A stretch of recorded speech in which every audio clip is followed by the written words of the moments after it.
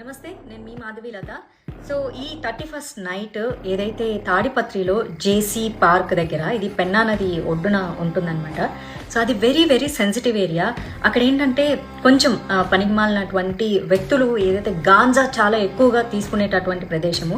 అక్కడ ఈ మహిళల కోసం న్యూ ఇయర్ నైట్, సో దయచేసి నేను మహిళలందరికీ రిక్వెస్ట్ చేస్తున్నాను, మీరు రాత్రి 1 గంట వరకు అక్కడ మీరు న్యూ ఇయర్ సంబరాలు చేసుకొని తిరిగి మీరు మళ్ళీ ఇంటికి వెళ్ళే ప్రక్రియలో మీరు వాడేటటువంటి ట్రాన్స్పోర్ట్ 2 వీలర్ అవ్వచ్చు, ఆటో అవ్వచ్చు, కార్ అవ్వచ్చు, లేక ఏదైనా అవ్వచ్చు, దారి మధ్య మార్గంలో ఏమన్నా జరిగితే ఎవరు మీ సెక్యూరిటీకి రక్షణ కల్పిస్తారు?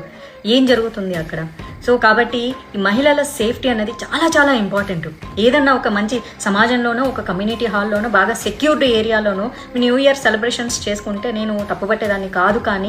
కానీ ఎక్కడైతే ఈ డేంజరస్ జోన్ ఏదైతే ఉందో, బాగా ఇలాంటి గాంజాలు ఎక్కువగా తీసుకునే ఒక యువత ఎవరైతే ఉన్నారో, ఒక పోకిరి బ్యాచ్లు బాగా ఉండేది, అది కూడా 31st నైట్ అక్కడ చాలా చాలా హంగామా, తాగుతారు, గాంజా కొడతారు, ఇంకేమైనా మత్తులో మళ్ళీ మహిళల మీద ఏదన్నా పొరపాటుగా జరిగితే మీ జీవితానికి ఎవరు సంరక్షకులు? పోలీసులు ఎంతవరకు సెక్యూరిటీ ఇస్తారు 31st నైట్? దయచేసి దీనికి అటెండ్ అవ్వకుండా ఉంటే చాలా చాలా బాగుంటుంది. ఈ 31st నైట్ పేరుతో ఈ తాగడాలు, తిరగడాలు, రకరకాల బ్యాచ్లు, ఎన్నో రకాల మానభంగాలు, ఎన్నో రకాల కిడ్నాప్లు అన్నీ జరిగే అవకాశాలు ఉంటాయి.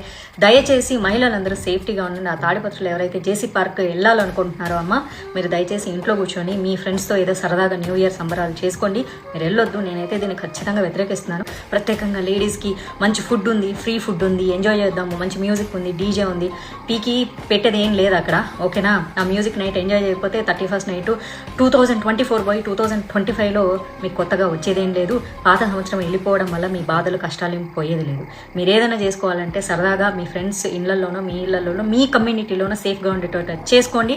దయచేసి ఆ పెన్నా నది ఒడ్డున మీ సంరక్షణకు ఎవరు బాధ్యులు కారు. సో నేను ఖచ్చితంగా దీన్ని కండెమ్ చేస్తాను. Ladies, be safe. మంచి అమ్మాయినైనా పెట్టకూడదా? దానికే పేరు లేదు. అదే మా ఊర్లో ఒక 2 నెలలు సినిమా షూటింగ్ చేసినారు. నన్ను పర్మిషన్ అడిగినారు. గాయత్రిది మా లెక్చరర్ ఇల్లు చూసినారు, మా సూర్యమణి ఇండ్లు వాడినారు.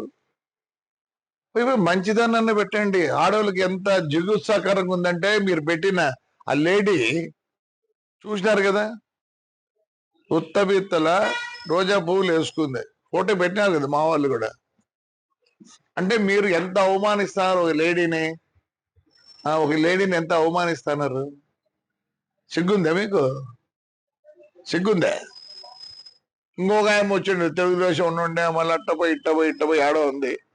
వీళ్ళు బతుకు తెరువు కోసం ఏదో పడతారు, పాట పడతారు పాపం. అలాంటి దాంతో మా ఊరు మహిళలని మీరు చెప్పిస్తారా? మీకేం లేదా? నీతి నియమం లేదా?